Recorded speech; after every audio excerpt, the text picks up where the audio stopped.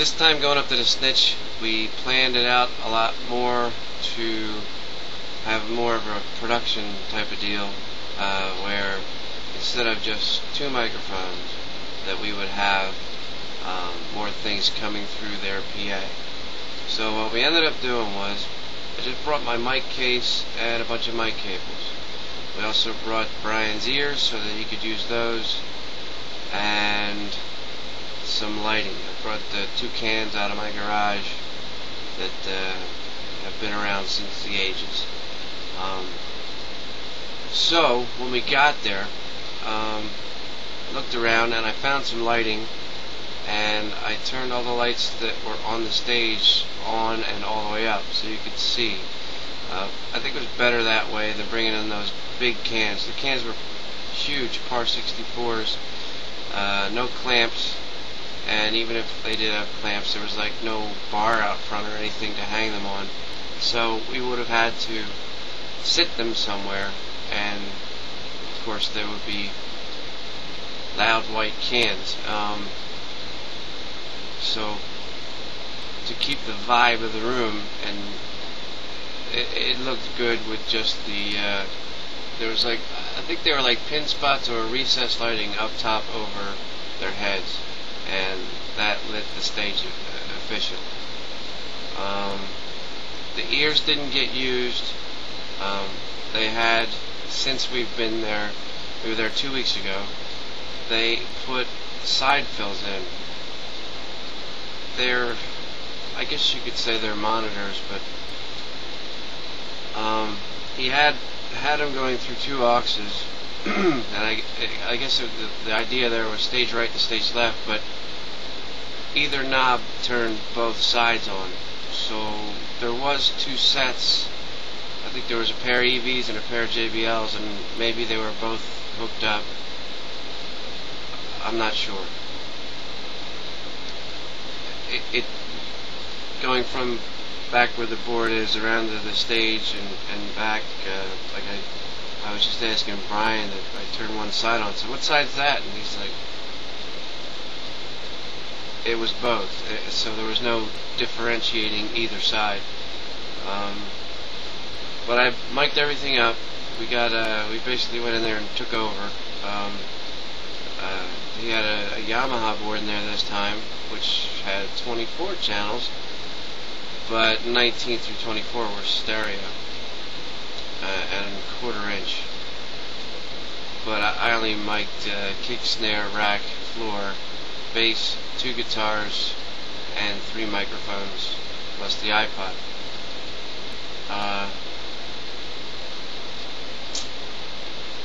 So that's all that went through there. The PA is really small. I think the stage overpowered the PA, and when you tried to turn it up, it kind of took off. But got it sounding mediocrely okay, and decided to roll with that. And a lot of times when you do that, when you put a bunch of bodies in the room, the bodies reflect and soak up, the bass kicks around, and the high end becomes less harsh, and it'll end up sounding really good. In this case, by the time Octane started, the board had changed, and I didn't realize it until a little bit into their set, maybe 1 or 2 songs, and then eventually I realized that the side fill amp had been turned all the way down. The reason it takes the time to figure these things out is because there's so much stuff going on, and at this place I could spit on Jordan. You know, I mean, I could reach out and touch him. I could probably always spit on him, but I could reach out and touch him. So that's how close he was to me, and I'm basically behind everything, so I can't really hear it. Al and Zach were there, which is Shorebets, a part of Shorebets, and Zach said he would help me out with doing my ears out front, and mainly he was concerned with getting Brian out there. And I did at one point hear Brian get louder. The gains were all different. It's just so crazy. I mean, it's like we went in there, did a sound check, and got things going. What I think was good. I mean, good. Like a lot of sound guys say, we'll start there. You know, and we were at a good starting point. And when they started, we weren't at a good starting point. So that upsets me. And I know Bob back there on the drums, he could hear the feedback, and I could too, and for the life of me couldn't figure out why, because we went through all that sound checking, and like I said, in an empty room, that's when that kind of stuff happens. But when you get bodies in there to absorb the sound, but what had happened, I think I already said that it was basically the DJ. When the DJ was playing, he didn't have enough oomph in his DJ music, so he threw the main all the way up. And so since the main was all the way up, that's what messed up my mix, because I started at 0. I mean, I left it at 0. That's where it was set when I got there. I didn't touch anything as far as this guy's stuff goes, because I didn't want to piss him off. And he had, all of his auxes were plugged in and stuff, and I didn't want to touch any of that stuff. So it turns out he was using aux 1 for aux fed subs, which I don't really like, especially in there. And auxes 2 was open, 3 and 4 were the side fills, 5 and 6 were switchable between the effects on board, or you could plug in your own effects. So I did bring my own effects, and I was going to use the board effects, but then Brian suggested, why don't you hook up yours? And I said, well, I don't know what auxes he's got, and if I do that, and then he says, well, look, why don't you just hook it up, and if it doesn't work out, at least you tried, right? I mean, he didn't say it exactly like that, but basically that's what he meant, and I thought, you know what, you're right. I brought this thing in here, and what the heck, I'll use it. My gosh, this is a long explanation of this, but I mean, it's important for me to have them sound as good as they can, and it's very frustrating for me when I can't make that happen the way I want to. And people say all the time that it sounds great, and I always feel like, it doesn't sound great, but that's just my opinion, I guess.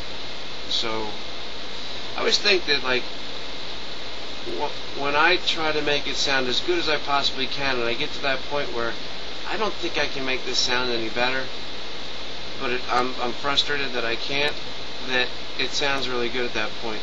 Because, I was recording with that video camera, and like the bootlegger show that I put on the 2 vlogs ago, when Pennington filled in, I heard the sound on that video camera, and I was like, wow, that's not what it sounds like when I'm there. So I'm wondering if I just hear different things at different times,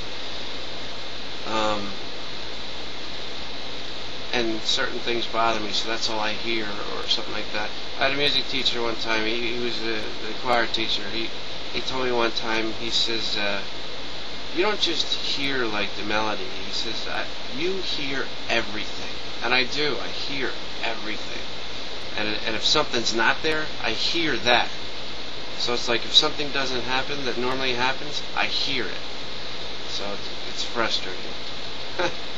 Very frustrating. This is a really long segment here. I'm probably never going to put it up. But you know what? I should. Because I'm being friggin' honest.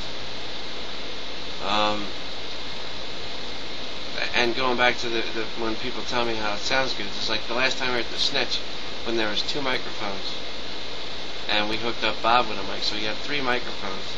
This guy came over to me and he says, you do a great job, and I thought, there's 3 microphones hooked up, and so I could tell you a story, and this one would be a real story, not like a fake one like the last time. Alright, I'm going to pause this here, and I'm going to tell you this story. Maybe I shouldn't, because I got to mention names. I don't think he'll mind. Okay, you ready? Here's the story.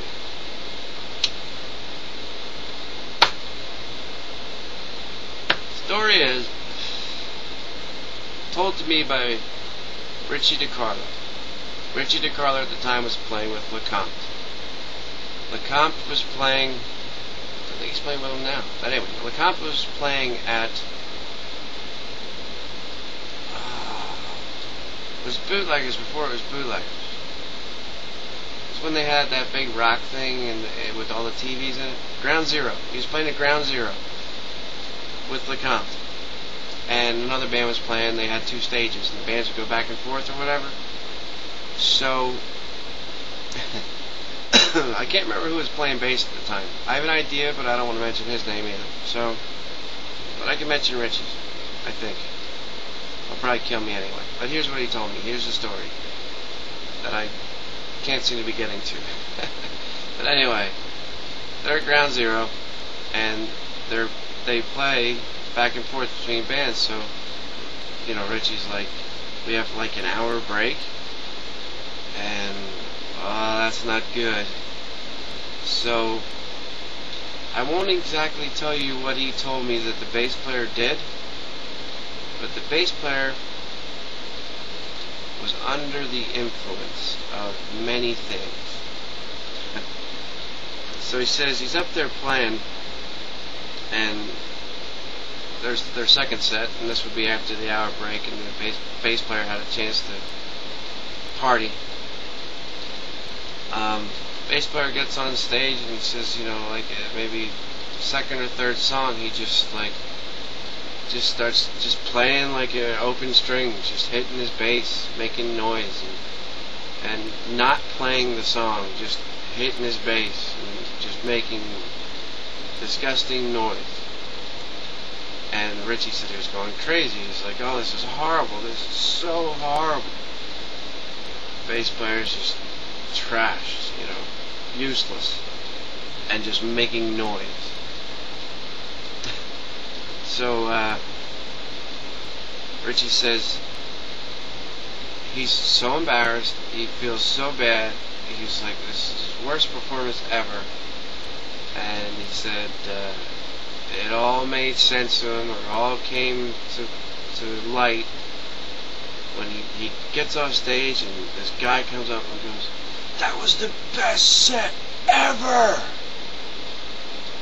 And Richie was just like, no, it wasn't.